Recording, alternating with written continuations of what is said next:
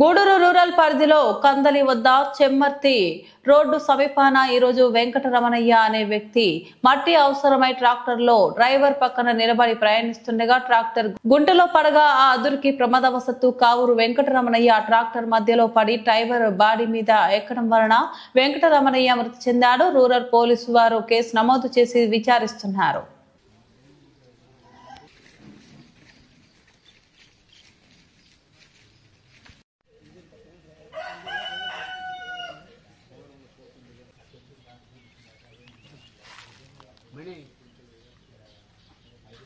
దాటుకొని వచ్చిందట అయ్యే మేము కాకుండా లోపల మేడం లోపల ఇక్కడ కలిగిన వాడు ఉంది మేడం